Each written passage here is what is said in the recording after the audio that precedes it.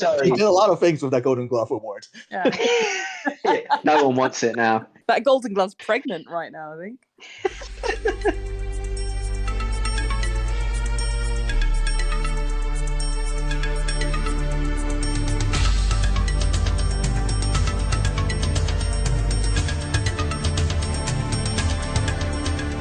Hello, everyone, and welcome back. We are the Vassals of Kingsgrave, and we're here today with our final edition of World Cup Fever Soccercast. I'm your host, Pops, or Noah in real life, and I am joined by my two stalwarts, Bing and Bina. Hello, guys. Hello. Hey, Happy New Year. No, do not adjust your calendars. This is the new year, and we are just a little bit behind schedule. I think we're allowed to be excused, given we've never had a World Cup at Christmas before. And I'm sure everyone's been busy with family and holiday stuff. So Merry Christmas, Happy Hanukkah, and Happy New Year. And I mean, I think we left off at the semi-finals, which we can skim over very lightly. I think they're worth mentioning, given our favourites Morocco went out. Which in retrospect feels so like one of those predictions you make when you're in World Cup fever and you're swept up in the momentum of an underdog team, and like looking back on it now, what were we thinking? Yeah. It was so straightforward in the end. It really was. It really was. I was just in a pessimistic mode and think it was just going to be the same final once again. Yeah. I didn't predict Morocco. I think I predicted. Just comprehensively outclassed. I mean, they didn't. Their clean sheet record and no conceding goals lasted 5 minutes. Yeah, both semifinals were extremely straightforward. Yeah. Really, the only thing to talk about in both games is that one in the Croatia game, Messi was insane. That third goal, I don't know if you guys remember that third goal in which he walked past the best defender in that entire tournament, Guardiola. And then to them pass to Julian Alvarez. That was one of the goals of the tournaments to me. Yeah, he showed his quality, in the words of Faramir. It was beautiful. It was absolutely insane. And France. Well, yeah, it was. Yeah, go ahead. It was. I was just going to say he walked past the best defender of the tournament and also left some egg on your face, because every podcast, all I remember is Guardiola. But he's a sensational player. Doesn't make Guardiola any less good of a defender. No. He's up against the best, and I think that's okay, right? I mean, to be outclassed, that's why we watch World Cups, to see the best against the best. Well, what can you even do at that moment against Messi? Yeah, there's no dishonor. You foul him again to give away a penalty, or you let him do with that. There's not much you can do. Look, I think it comes down to what we said at the preview cast, which is Messi's, the best of his generation, arguably one of the best of all time, and it was genuinely, I think, fitting to see him raise the World Cup, and it kind of, like, in retrospect, it feels like it just had to be. I'm sure Kylian Mbappe has other views. Well, we'll get to it. We'll get to it because I have some thoughts on all of that. But I mean, I think we wouldn't be doing a very good job if we didn't mention Julian Alvarez in that game, who was incredible, and it's thoroughly terrifying to think Manchester City have the Terminator and the Terminator Junior lining up for them. We're all hoping Haaland gets injured, but actually Julian Alvarez is not a poor replacement. Alvarez compared to like the previous iterations of various great Argentinian strikers like Higuain, Martinez, even the Agueros. Alvarez is actually not as talented as any of those guys, or at least not yet. He's only 22, so who knows where he'll be in like 3 or 4 years. What Alvarez has is just the guy is just determined, right? Yeah, tenacious. I was going to say that goal against Croatia. There was not a lot of guile, not a lot of skills. He just ran the entire pitch and forced his way. He's going to score. Nobody's going to stop him. He's just going to barge his way through everybody. And that in itself is actually much more important than like being someone than someone like Higuain who has a lot of basketball tricks but can't finish.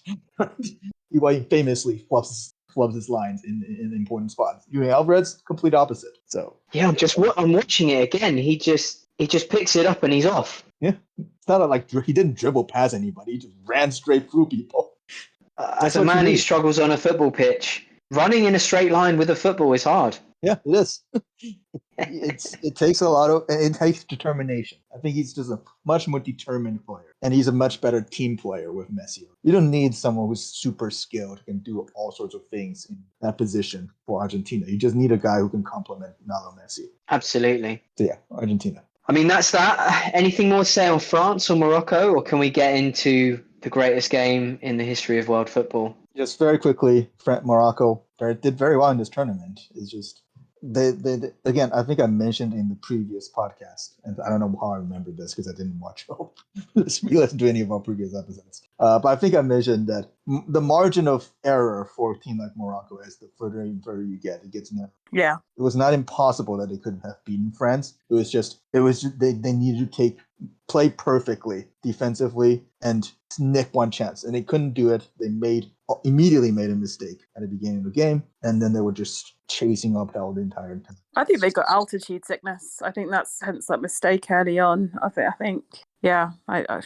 Anyway, yeah. Let's get to the final, which was epic. Is this the best final you've ever watched? Is it the best final there's ever been? Probably, because a lot of final games are actually pretty bad. Yeah, exactly. I think this is definitely the best one I remember in my life. I'm trying to recall. Absolutely. Yeah, no. I mean, obviously, I'm only 21 years old, so there's been very few, but I think the last one I recall is 4. I barely recall that one. That one was boring as hell. That was 0-0 penalties. They're often boring as hell. Yeah. 98 wasn't good because France ruffle stomp versus Brazil because Ronaldo was out sick. 2002 wasn't good because that German team was bad. 2006 was infamous. This is Zidane headbutt World Cup. Yeah, I remember that. That was fun. Yeah, 2010 was also infamous. Fun for all the wrong reasons, though, whereas this was fun for the right reasons, which was football. Yeah, 2010 was infamous because of Xabi Alonso getting karate kicked. The finals tend to be pretty bad games, except for this one was actually this is some wild. Because both sides wanted it so hard. They both had iconic players. You know, Messi, arguably the best player of his generation. Mbappe, one of the best players of his generation. They never gave up. They put everything onto the pitch. I mean, the fight was phenomenal, and it was just. I remember we were just watching it. It's like every twist and turn. It's like, oh my god, like this is epic. It was brilliant. I mean, let's not lest we forget, it was all Argentina in that first half. It was a totally dominant performance from Argentina. 2-0 up at the break. Yeah. They were running away with it, and it looked. I mean, this is why this game is so fantastic, because of those twists and turns. Because it just you would not have believed watching that first half that it would have gone to penalties, that Mbappe would have scored a hat-trick, and obviously everything that followed. It was. I think that's the thing in football. Some people who maybe don't appreciate it then think it's boring or something like that. A lot of football is, keeping the shape, tight passing, marking your man, and focus and concentration. But it's in these little moments, and it's how one thing can hinge and just flip a game on its head. We going into the last 15 minutes of the game, Argentina 2-0 up. France have been knocking at the door, but not quite getting anywhere. And then Mbappe scores, and it just bedlam. I remember I was at a pub, and I don't know where all these French people came from, but they just popped out of the woodwork and was screaming, singing "Allez, allez, allez." It was exceptional. Not that I would have wanted to be in Qatar, but the atmosphere in the stadium must have been phenomenal. Thanks to all foreign fans. Yeah, it was. I think the tactical battle of that game is really fast. Because at the beginning of the game, Argentina won the tactical battle straight out of the gate. The Scaloni made a key change in putting in Angel Di Maria, who tortured France down the right hand side. That's a very shrewd move because Scaloni recognized, hey, France, you don't have a real right back. You have a center back masquerading as a right back, and he has a tendency to pull into the middle, which meant that when Jules Koundé does that, Di Maria is going one-on-one against Dembele, who doesn't know how to defend, and that's the first goal. Dembele just being dumb and conceding a penalty. And the second goal was just a brilliant counterattack, which was finished off by once again Di Maria. It was all Argentina, but then Deschamps, credit to that guy, he made a change before halftime, switching off two of his best players this entire tournament. Well, okay, Dembele, not really, but definitely Olivier Giroud, right? Mm-hmm. Took him off. Gareth Southgate never does this, right? He made one sub in your game against France. Yeah, only one. And it was in the 89th minute or whatever. It was 92nd. The recognition that it's not going right. You know what? Screw ego, screw whatever. I love Olivier Giroud, but he's not working out. I have to pull him off. I need movement. I need to change the shape. I need some forwards that can actually defend on the down the right line. He switched on two guys who weren't even on that roster before when they were initially picking the players in Thuram and Colomboigny. You need that sort of decisive coaching, and then that sort of eventually led to the second half, in which Scaloni was too late in making changes. Deschamps even made another change to switch off Griezmann, another one of his best players this tournament. It's like, it's not working. I need more. That's what you need, and that's what eventually flipped the script for France. Yeah, totally right. It's so ballsy, but you're completely right. I mean, it is the World Cup final. You have everything to play for. Fair play to him, because it worked. It came off. You know, that little switch. I'm just looking at the timestamp for it now. 41st minute. Yeah. So he could have just waited, you know. Well, it was the World Cup, so there'd have been 7 added minutes regardless. But yes, you're wasting 10 minutes then, aren't you, of play in a World Cup? You can't do that. You've got to act. Yeah, he could have. Yeah, exactly. And I love that hunger. It's a hunger, but it's also it's a respect for the game, because yes, football can be a slow game, but you have 2 minutes left. You have 2 minutes of added time. Everything can change. So much can change, as we saw in this game. You know, Mbappe leveled the game out in the space of 2 minutes in this game. Incredible. And he gave them the hairdryer treatment at half time, although I'm not sure. I don't know if Deschamps is more of an Arsene, just kind of, you know, passive aggressive, maybe staring everyone down in the dressing room, or like, you have disappointed me, rather than like shouting. yeah, exactly. Rather than the Sir Alex Ferguson, where, you know, you're going to chuck a boot at David Beckham's head and it's going to need stitches. He's more of a man manager. He's a guy who's, you know, friendly with all his players. Everybody loves him. But you know what? He was decisive. Kylian Mbappe didn't do anything for like 70 minutes of this game, but just give him that one single chance, right? The first goal was a penalty, which Argentina, as well as they've played throughout this entire tournament, what has been the recurring theme? The defense is bad, but the defense is not good enough to just completely shut a team down. When the other teams make switches and start putting pressure on them, they start caving in. It happened even against Australia. It happened against the Netherlands. With Croatia, they managed to hold things, but then against France, it happened again.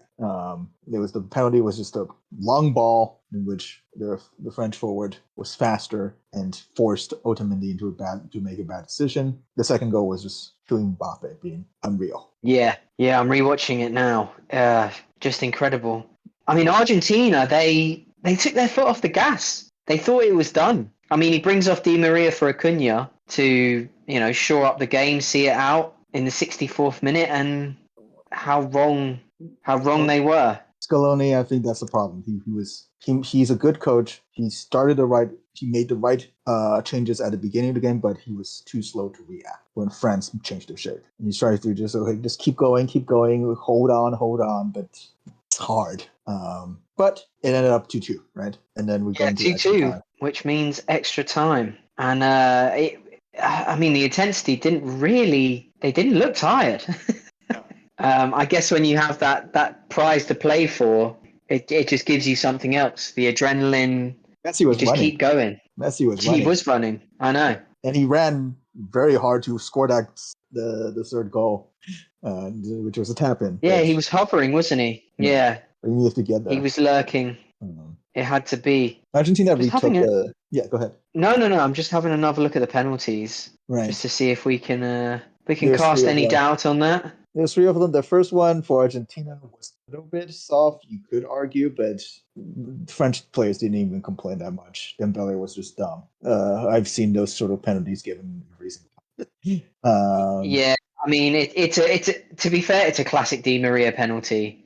You know, he can feel the defender on the back of his neck, and he goes down. Sure, but they touched him, so they're gonna call it.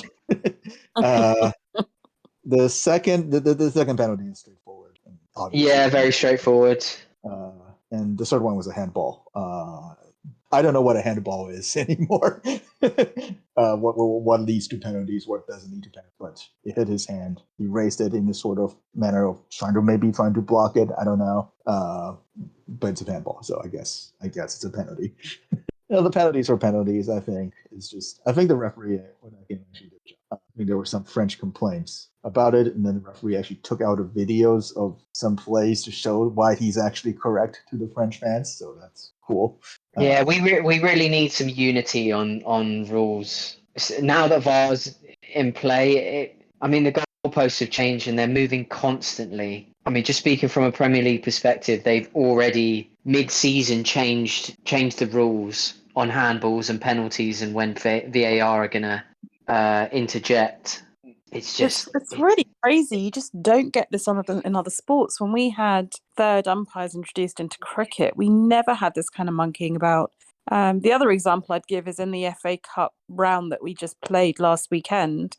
Obviously, there are some smaller league stadiums that don't have the capability for VAR. So you don't have VAR for those matches, but you do have it for other matches and stadiums that are bigger and have it.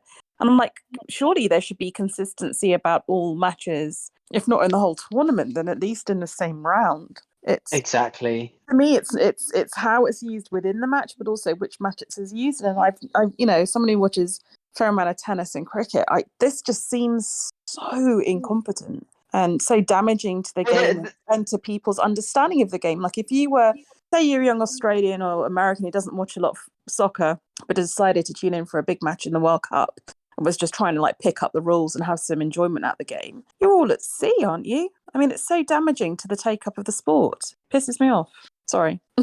Yeah, no, definitely. I mean, I think they've found. I think offsides have found a bit of a balance. I mean, it really frustrates me when they pull it back and they say, "Oh, in the phase of play, 6 passes ago, this bloke was offside." But I think they've gotten a bit better with the offside decisions. But it is penalties that is just, what are we looking for, and what is the criteria for a penalty? They're making it up as they go along, which is the honest truth. And I actually think this World Cup was pretty well officiated by and large, but without that clear-cut, the clearly defined set of rules to fall back on, these officials are going to get things wrong. Anyway, we digress.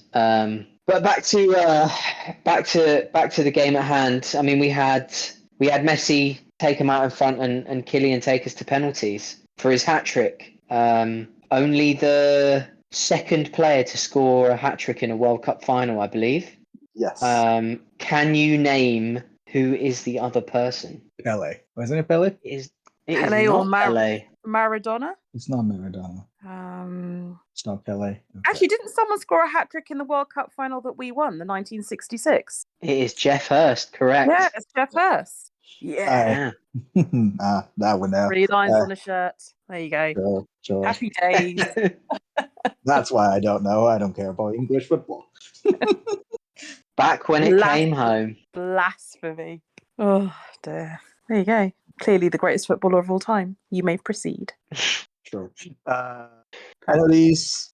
I'm sorry, Hugo Lloris. You're 35 years old. At some point in your career, you have to learn how to save a penalty. That's so hard. He's one of the best goalkeepers in the tournament, isn't he? I mean, he's not the best, but he's pretty good. One of the best. On paper, would you not have thought he'd be better than Emi Martinez? No, because I have watched both of those keepers play in those positions. I know that Hugo Lloris suck at penalties. I know Emi Martinez, for some reason, turned into God.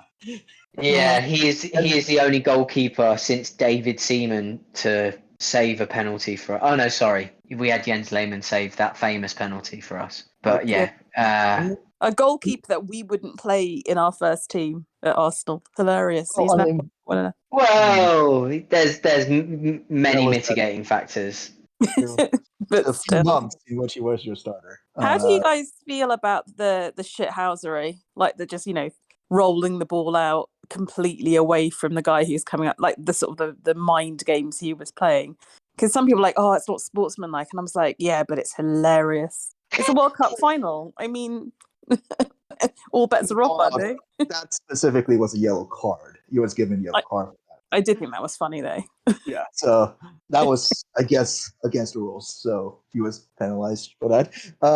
Look, I'm with you on that. To be honest, when we covered the Argentina Netherlands game, I wasn't a fan of the Argentinian team, getting in their face or whatever, despite them both being equal sets of cunts.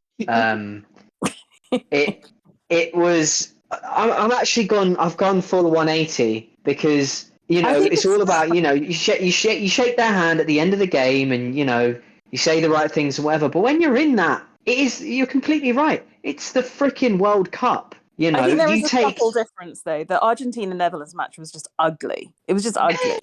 Whereas what Emi Martinez did on the penalties was just funny. And I think that, I don't mind shithousery when it's witty. I thought it was hilarious. It was just mischievous. But I'm with you. I mean, it is the World Cup. You're going to take it. You're going to drive to the line, right? It's like Formula One. You're gonna go for the gap. You're going to go for it. And, you have one chance. So I didn't like the way in which the Argentina-Netherlands match was played, but I did like the way these penalties went down. Yeah, absolutely. The Netherlands were doing their own shit. Like that's how the what's his name, Dumfries got the only red card in that game, which is he was hassling the penalties kickers as they were walking towards the goal. Yeah. Which is another gamesmanship. Yeah, I don't know. As Noah said, both of the sides in that match could handle themselves and got what they asked for and gave what they gave. Sure. I mean, there were no innocent little victims in that match. So ultimately, if you're the extracurricular activities of Martinez and the like, that stuff has always happened for certain players. Remember Jersey Dudek likes to do his weird jelly leg thing when he was playing for Liverpool. Yeah. All sorts of goalies have played all sorts of tricks. At the end of the day, it's still the same outcome, right? You still just need to score. We hate it when it's against us. When it goes right for us, we love it. Yeah. It's by design. If put it this way, if it wasn't winding you up, they wouldn't be doing it. Yeah, exactly. And I think Martinez, he has a lot of experience doing specifically this sort of stuff. Unfortunately, the French players, by the time we get to the end of the game, which Deschamps rightly made the changes that he did. But the problem is, by the time we get to penalties, the guys he would want to take penalties, they're all switched off. Giroud wasn't there, Griezmann wasn't there, and they cannot take penalties. He has to rely on a bunch of guys like Chouameni, who's a great player, never been put into that position. He took a page out of Southgate's book and mucked up the penalties on that one, didn't he? Well, I mean, he didn't. I don't think he had a choice. There wasn't just not that many players left that he could trust to score penalties. Mbappe was the first. No, he scored. Mbappe was the first. I don't know what this thing is about the leaving your best player till the last spot kick. So I was really glad that Mbappe took the first kick because I would say the first is hardest. The first is the most important. The bar. Yeah, it's the most important one. When Brazil was, let's just put it this way, Brazil was fucking around, not putting Neymar first, and exactly. they got what they deserved. Both Argentina and France, they recognized. No, Messi's going first. Mbappe is going first. We'll worry about the later ones when we get to those. You're not even going to. Neymar didn't even get a chance to shoot a penalty. Yeah, I've never understood that bollocks. I mean, to me, it's like the batting order in cricket. You put your best people up first. It could be over by the fifth one. So strongest first. Always strongest first. And so often it was in this tournament. And it's just such a mountain to climb if you miss the first one. mentally. Yeah, absolutely. And that's good experience. But ultimately, the Argentina, they have so much experience at that specific position. France, not so much, or at least those specific French players, not so much. After Mbappe. So and again, your Hugo Ruiz for some reason just cannot make a save whatsoever. Even ones that I thought, he should have a chance there. Nope, couldn't do it. So yeah, Argentina scored every single one. France missed 2, right? Yep. Yeah. Which one was the cringiest moment for you after the game? Was it first the Emi Martinez thing gesture? No, I fucking loved it. I loved that. That wasn't cringy. So that's good. The most cringy moment was Emmanuel Macron, the little cunt. Oh yeah, trying to fucking like neck wrestle Mbappe to make himself look like, oh, I'm the big man, I'm the president, I'm comforting this national hero, and he wants nothing to do with you, Macron, you toady. He wants to just die. He's just lost a World Cup. Let him go. The guy was like, had him in a headlock at one point. What is he saying? Who gives a shit? Mbappe certainly did not give a shit. It was just embarrassing. You've embarrassed yourself, mate. Go home. Why is he even there? Why? Anyway. I was going to nominate Salt Bae showing up randomly during the Argentina celebration. I did not recognize who that gentleman was. He's not a gentleman. He's getting investigated, isn't he, for security? Yeah. So I was like, who the hell is that? Until I went back eventually. So, that's Salt Bae, the random meme guy. You know what? In years to come, like when the future Edward Gibbon writes Decline and Fall of like the Roman Empire, it's Decline and Fall of like the American Empire, whatever it is. They will cite the emergence of Salt Bae as the ultimate peak era of greed and excess and capitalism eating itself. The fact that guy exists. He is everything that's wrong with civilization, just summarized in one cunt. He really is. He has restaurants in London, right? I don't know if his food actually tastes good or whatever. The only thing I know him. It tastes good. It's a steak, but who's paying fucking 60 grand for a steak? There's no one with any sense. We're in the middle of it. For an Instagram video. He's known for throwing salt at a steak and then selling it to you for 60 grand. It's just insane. It's not right. And I am a greedy capitalist bastard, but even I know there are limits, and he is the limit. And here he is in a final. So the story circulating. Apparently, Gianni Infantino, FIFA president, is good friends with Salt Bae. Of course he is. And that's because the only people who can afford to eat in Salt Bae's restaurants are members of the FIFA executive committee. And to be fair, Lionel Messi as well. Messi comes from Argentina. Messi eats good steak. He knows you don't have to pay 60 grand for it. Oh, he did, though. But I don't think Messi also remembered who Salt Bae was when he was celebrating with his family. When this guy randomly comes up and demands him to take selfies with him. I think the game itself was a fantastic game. And a great showcase of what this sport is capable of. All the extracurricular stuff that happened after the game. It reminds you once again this is a World Cup in Qatar. I'm looking here. Shocking moments of the tournament. Yeah. What is Ronaldo eating? Have you seen this? What? Have you seen this video? No, send us it. He's rummaging around in his bollocks, and he pulls something out and eats it. Was it in his cock cushion? I'm obsessed with cock cushions now. Okay. Good to know. It's the Prince Harry autobiography thing, sorry. I know. I didn't make this Unfortunately, we've been showered with that. So what's he eating then? Have you got? Can you share a picture or something? Yeah, I'm going to put it into the chat now. Put it into the chat. Is Ronaldo really the biggest loser of the tournament? Even more so than Salt Bae? Even more so than Macron? Even more so than Infantino? There's also the Bisht, the Saudi Emir, who comes up to Messi and put a cape on him. Well, he's Qatari, right? Presumably not Saudi. Oh yeah, sorry, Qatari, the Qatari and whatever. I was very angry about that. El Diego would never have lifted the trophy wearing another country's ceremonial clothing. He'll regret that. I think Messi will regret that. And I don't think he had a choice. He took. He won't. That's his boss. It's the bloke who owns PSG, isn't it? Yeah. He's absolutely not gonna give two shits. no choice. This is everything I hate about the corruption. He is employed by that guy. Just horrible.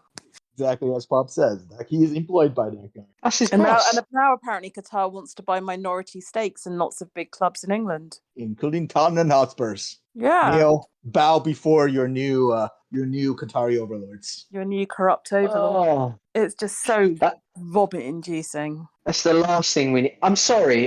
When Stan Kroenke looks like the fucking good guy in the Premier League, oh my God, what is the world come to? Look, Stan Kroenke. My hockey team just won a Stanley Cup thanks to Stan Kroenke's son. So, hey, Kroenkes, awesome people, terrific owners. The problem is we don't even deal with Stan Kroenke. We get Josh Kroenke, who's like the lesser Kroenke. Kroenke, even better. Love that guy. He's like the sort of cousin Greg of the Kroenkes, isn't he? They just shipped him out to North London to get rid of him. Love them. Thumbs up, Kroenkes. Awesome people. Won my hockey team a Stanley Cup. Go Kroenkes, go. hey, look, mate. Give it 4.5 months. I might be right there with you. Yeah, let's see. You get it. We'll see.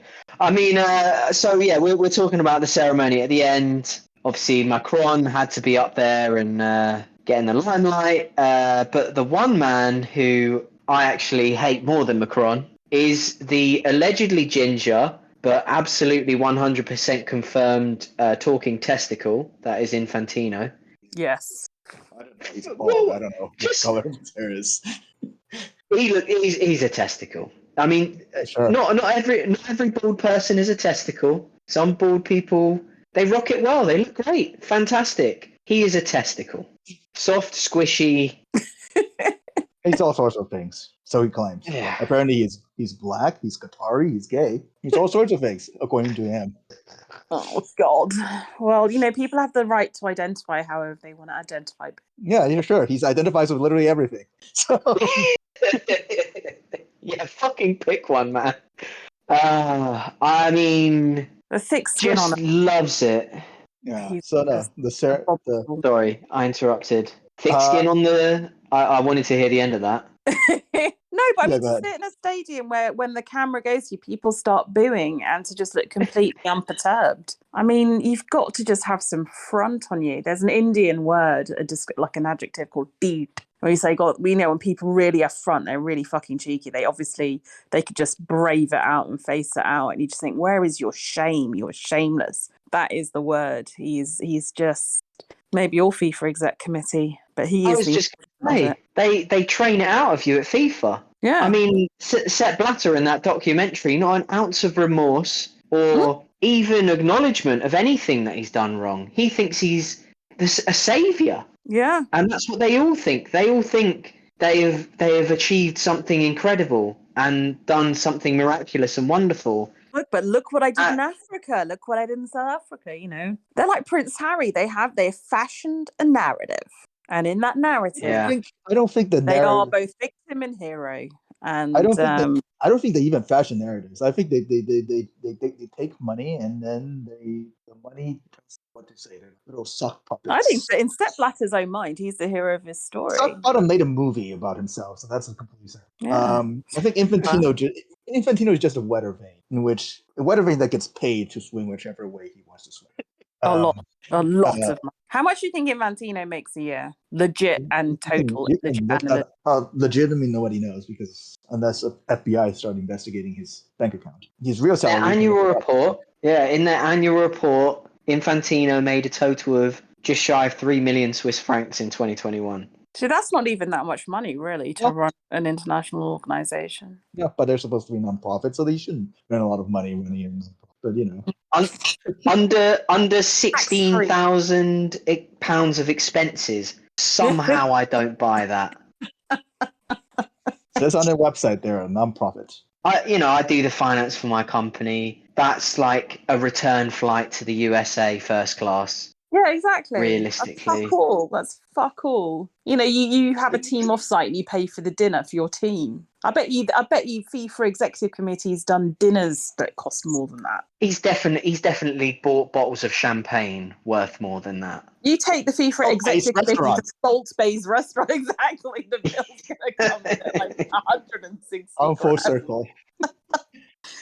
This is why Salt Bae is the decline of civilization, because all roads lead to him. Everything is a circle, and Salt Bae is the center. I really don't want anything to lead to Salt Bae's restaurant. Ignoring all the FIFA stuff, I really don't want to talk about Infantino anymore. That's okay. Yeah, because that's completely fine. Let's focus on the fact we had some amazing football, and it was amazing. Yeah. Let's end on a positive note, and it was fun.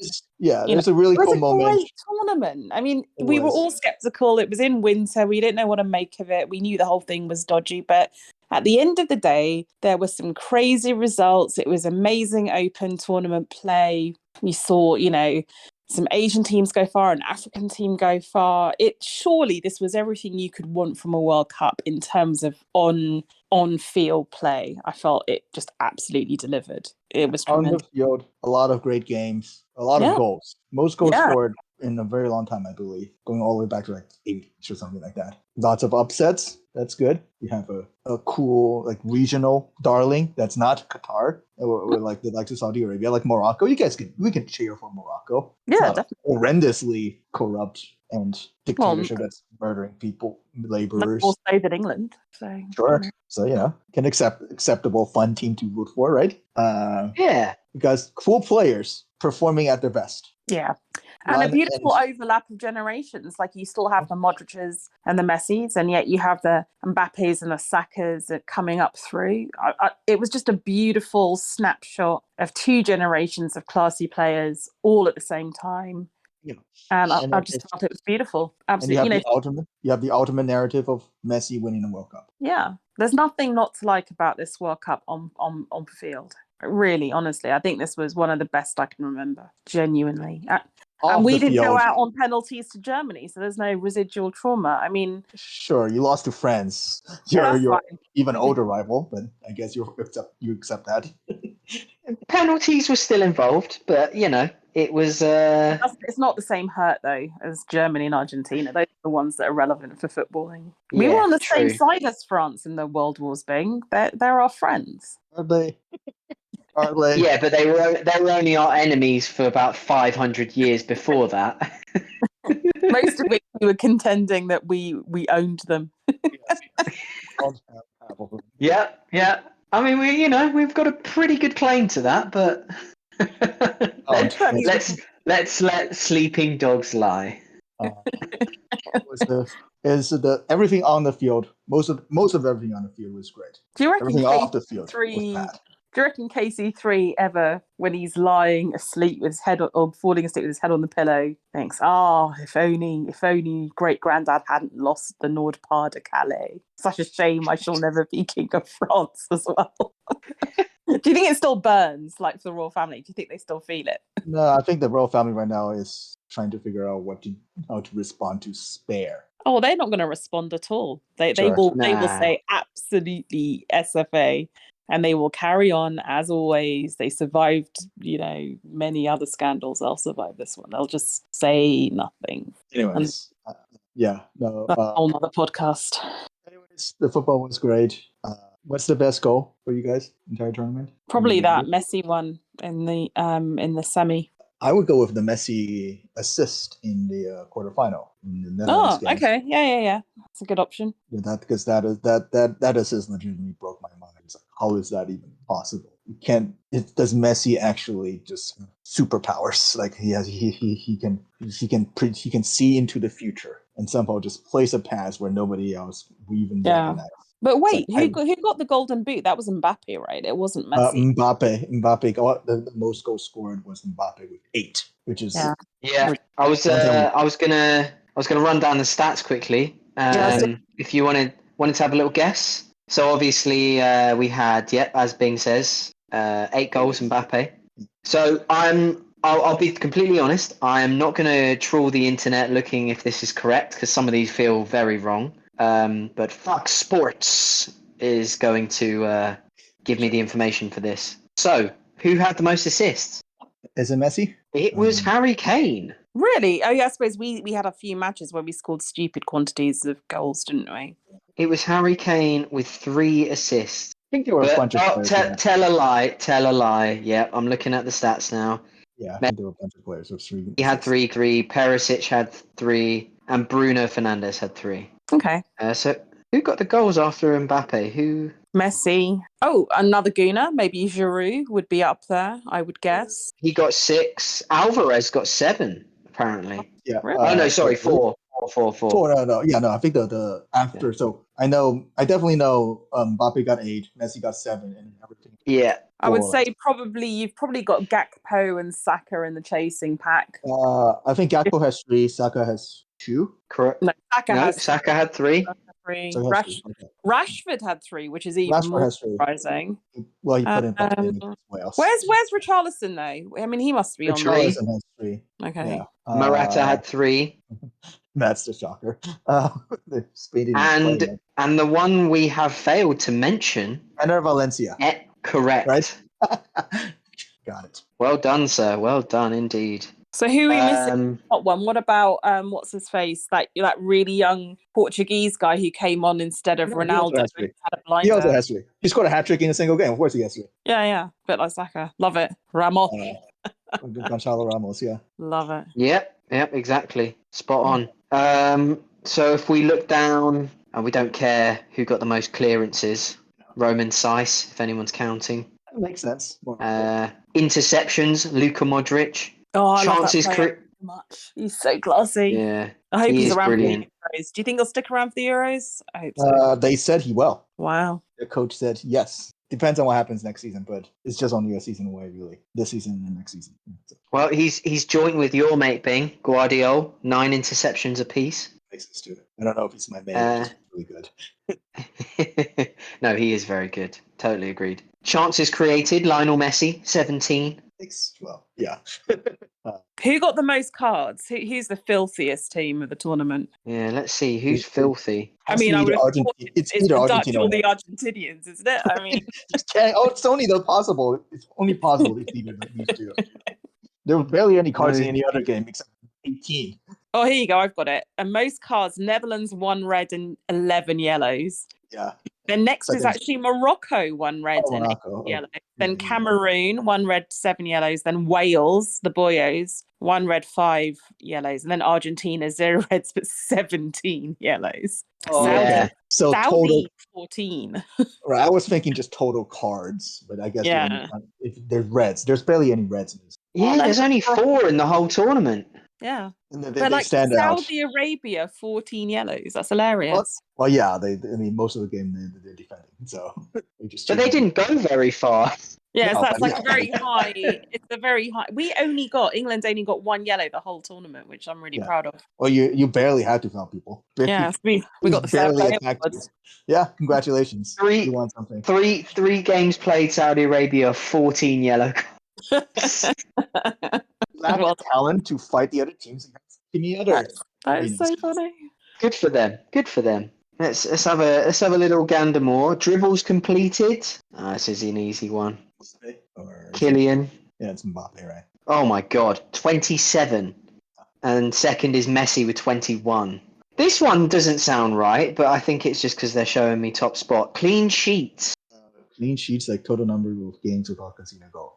Well, Morocco, I guess. There's a few joint. Bono. Yeah. Yassine Bono. Chesney? Chesney had 2. No, Chesney. It's not France. So it was. They conceded every single game except for the Morocco game. It was showing Jordan Pickford as the winner of the Golden Glove. Oh really? Wait, winner of the Golden? No, Jordan Pickford did not win Golden Glove. No, that was Martinez. That was the because that's what he did a lot of things with that Golden Glove award. Yeah. No one wants it now.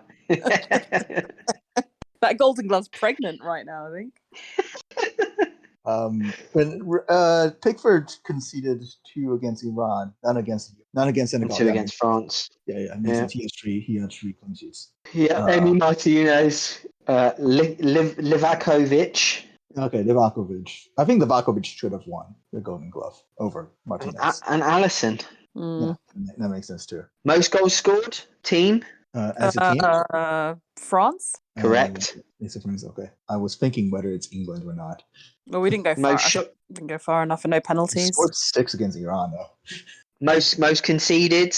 It has to be Iran. No, Costa Rica. Yeah, Costa Rica, poor bastards. 4 clean sheets, Morocco. Well done, lads. Well done. Hmm. There you go. So, before we end this, have either of you watched the video of Ronaldo eating something from his penis?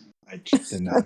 You know what? I'll take you for the word that happened. What It's if I bizarre. Ronaldo eating? I'm just googling it now to see what comes up. It's in the link. I put it in the group. I put it in the group. It's number 8 on the clickbait crap list. Some Twitter thing. Okay. Yeah, I'm watching it again. He's rummaging around in his shorts. He's really having a good rummage. Is he He not pulls just? it out. Is he just playing with himself? Possibly, but then what does he put in his mouth and crunch? Mickey. Oh my god. I mean, Oh, you can never unsee this. does he keep it in his little pouch? Has he He's got extremely saggy testicles that he can hide something in there? Or does he have a very large foreskin? So many questions. Either It of those almost things. looks like he's got like a graham cracker or like a cheddar what's it or something, doesn't it? It's just something quite small and crunchy. Hey, you know what? Got some Scooby snacks down there. Good for him. That is the weirdest video ever. I mean, what a way to go out on the world stage, eh? Oh, I couldn't have happened to a nicer man. He's now playing for Al Nassr. Yes, he Saudi kept his word. He kept his word. He had offers from everyone, but he kept his word. He is playing for some team that we've never heard of. Good for him. They're fine in Asia, you know. He wants to play in Champions League. He gets to play in the Asian Champions League. It's the only thing he hasn't won, except He also the hasn't won a World World Cup. Cup. He has a Euro though. He does. God. He does a very admirable Euro. He didn't play in that Euro final, but you know, yeah. But I think we can all safely agree. I mean, I probably was leaning more to Ronaldo before this tournament, not in terms of likable. You know, I think they're all wankers. But undisputed greatest player is Lionel Messi. Yeah, Lionel. absolutely. We should probably end the podcast by just, taking a moment. Rest in peace, Pele, greatest player of his generation, maybe of all time, certainly up there with, I think people would say Pele, Maradona, Messi had something very, very special. So, Bergkamp. I was going to say Johan Cruyff, but Yeah, but rest in peace, Pele. You gave us a lot of joy. So rest well, friend. Rest well. Unbelievable man. Unbelievable player.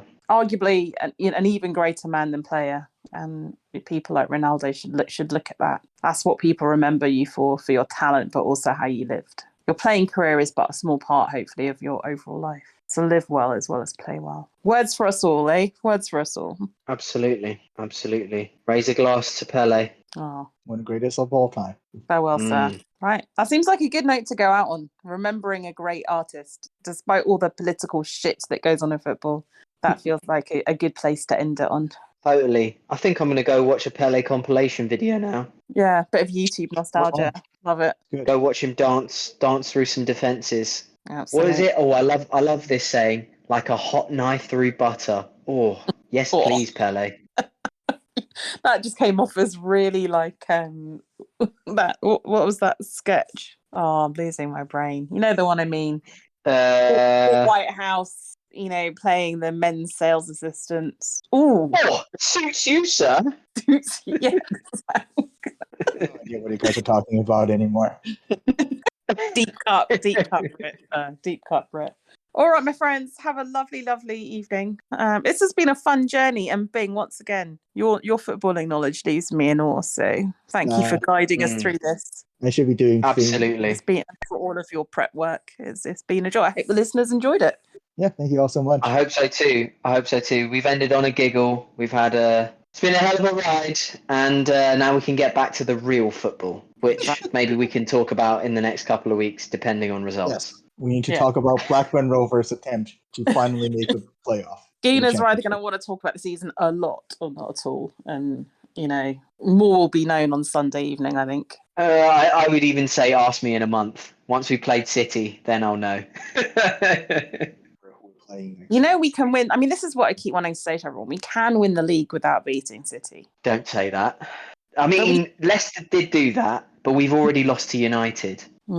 Like Leicester won the league and they lost home and away to us, and we finished second. It's painful. That Newcastle game, yeah, it was unreal. I've been going all season, and the atmosphere is, I've never seen it. I've never heard it that passionate, and that sort of, they want to pick, we've gone down a couple times and you want to pick the team up and cheer them on and push them on, and everyone feels like that. There's none of this grumbling around the stadium, and it's... We are all in on the plan with El Cadillo. We've all bought into the Arteta vision, the players, us. I mean, it's unity. It's total unity from the top man down, isn't it? Yeah. Beautiful. Yeah, totally. And there's totally, and I love it. Yeah, I love it. I've only been a Gooner for just over a year. This is how it should always be. Playing Rotherham United. Anyway, onwards for England. Amazing young squad. Onwards to the Euros. The march continues. The hope is alive. I'd say our coach and one of our best young talents is now feuding with each other, or specifically the young talent's dad, who ratted out that our coach committed domestic violence 30 years ago. Really? Oh, God. Who among us? So, Greg Berhalter was dropped. Gio Reyna. Apparently, Gio Reyna was acted a bit like a cunt during training during our World Cup. And apparently, then Gio Reyna's dad, Claudio, if you may remember, back in the day, played for Manchester City. Really? Ratted on Berhalter, who was his close teammate, about his past indiscretion, shall we say? I think it's the most cunty episode of VOG ever. I think it's Claudio Reyna and his wife, Danielle Reyna, who was also a former U.S. women's national team player. Wow. Soccer is a very small circle in the U.S. Okay. Mind you, Nepo babies are everywhere. David Beckham's son's just signed up for Brentford, hasn't he? So from Inter Miami. Yeah. Back in hell. Actually, like the most glorious thing I saw recently was Brentford shouting at, who did they beat? Was it Liverpool that they embarrassed over? Yeah. And in fact, the fans were cheering, "We're just a bus stop in Hounslow." These days they're a Danish colony. All right then, my friends. This has been a pleasure. Have a lovely evening. You too. And we'll speak soon. Yeah. All right. Bye, guys. Bye-bye. Bye.